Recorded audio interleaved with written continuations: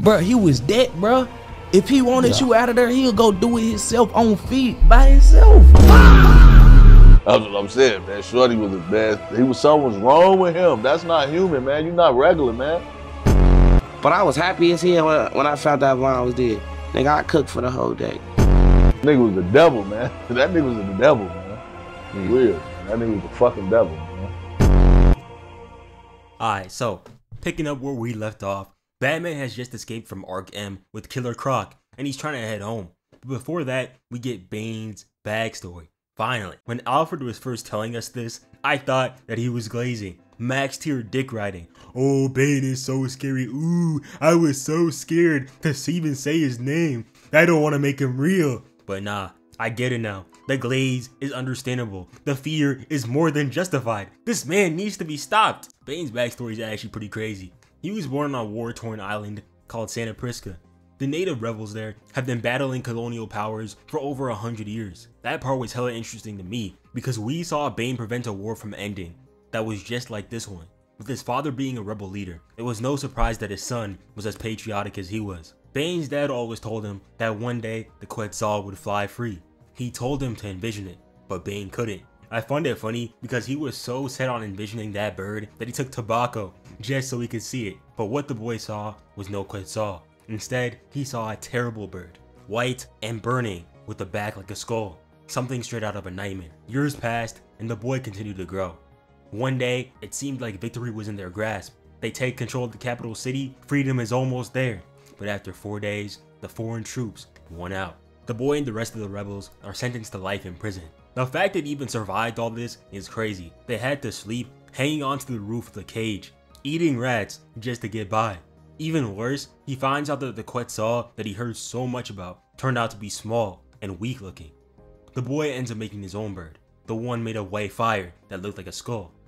And after 11 years, he stages a breakout. They take the prison and the boy's father gives him the mask of the skull bird. It's time. They storm the beach, expecting a huge fight, but instead, they find a man in white, acting like he was waiting for them the entire time.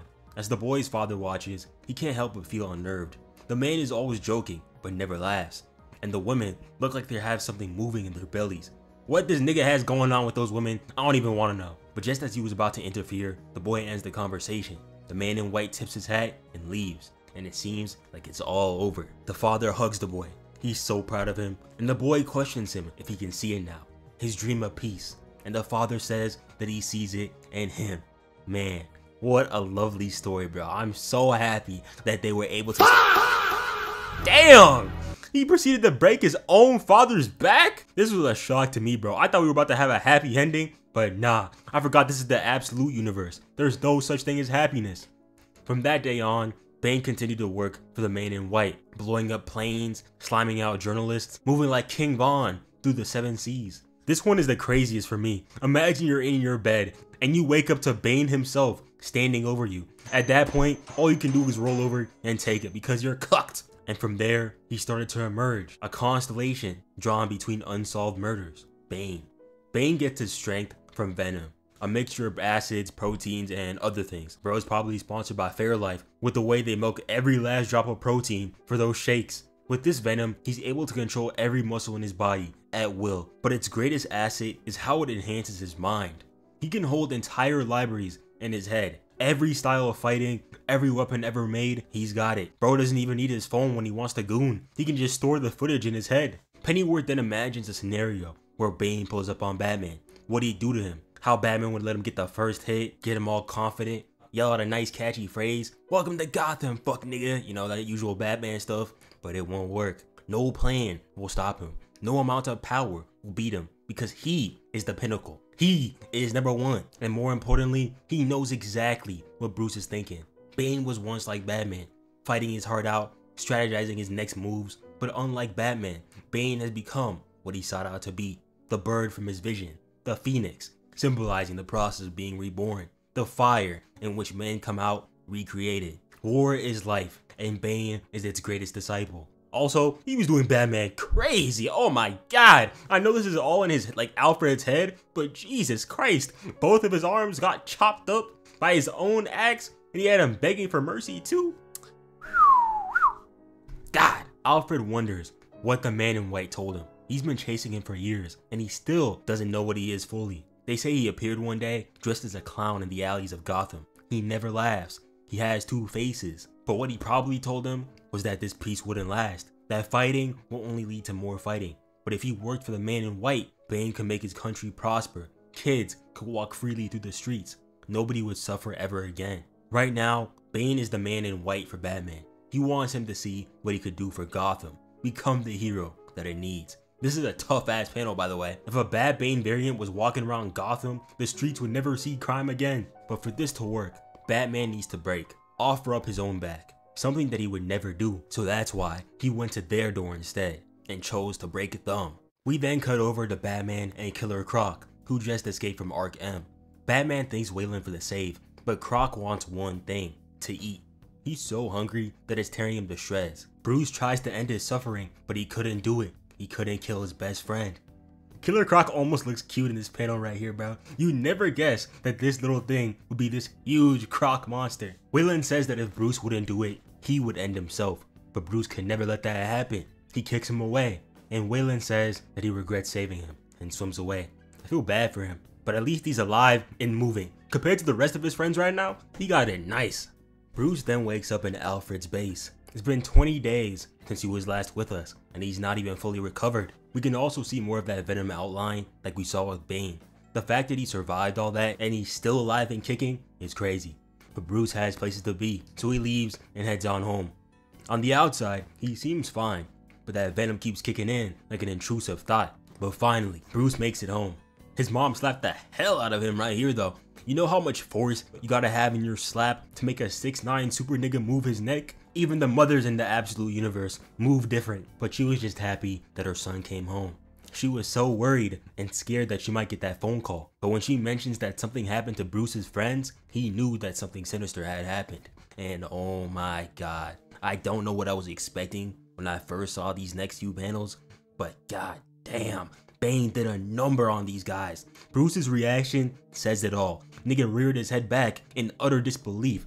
Bro, what the hell did this man Bane do to bro? I didn't even know that humans could achieve a build like this. Bro hitting the King Tut while lying down, like goodness gracious. Ain't this supposed to be the Penguin? What type of penguin is this? Bane actually did this guy the worst, bro. Pulled up saying, hello, nigga think he Adele. Grabbed this man so hard that his eyes almost popped and called him out for wearing lifts in his shoes. That had to hurt more than the beating that he gave him, but I digress. He broke every bone in this guy's body, some in multiple places, but somehow missed every vital organ. He beat his ass so efficiently that the man is going to be 2 feet shorter than he was originally. I can't even front, bro. Why is he still alive? You don't pull the damn plug and let that nigga go? He turned that boy into a human centipede. There is no reason for him to be breathing. Oswald wasn't the only victim though. Harvey had it bad as well. Bane deep fried his ass like he was at the county fair. Bro had 4th degree burns, bro. Megami gets slimed out like curses at that level. Half of his body is straight mincemeat. And even worse, the man crushed his skull right down the center and they found his head in 2 separate pieces. 2! Now it's like he has 2 faces. Wait, say that again? Props to Harvey though, bro. He saw what was happening to his boy and he went straight at Bane with nothing but a bottle. Was that a W-Man's move? Yes. Did he get hit with the nastiest double whammy I've seen in ages? Also yes. Then he used that same bottle to light a match and burned him alive. He kept a foot down on him as well too. Oh nah, Bane got to go. But Eddie definitely had the most interesting experience. Instead of fighting him immediately, Bane challenged him to a battle of wits, even handing over his own gun to the man.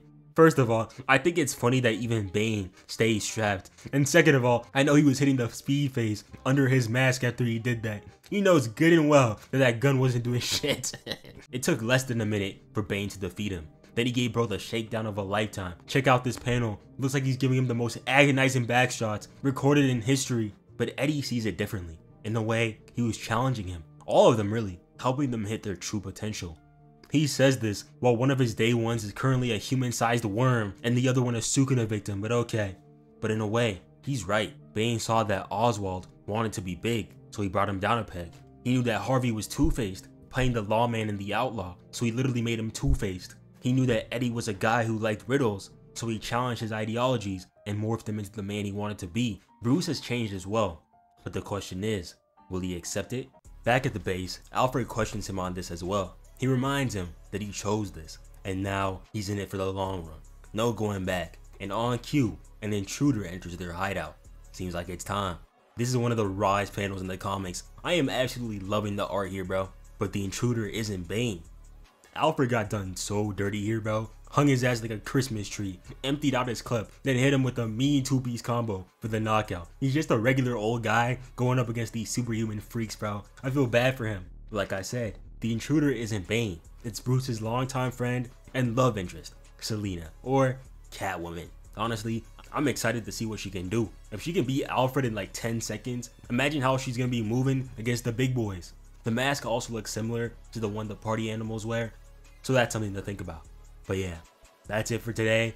Absolute Bane needs to be stopped, bro. They gotta put this man down. And I can't even wait for Absolute Joker's true introduction, bro. It's gonna be crazy.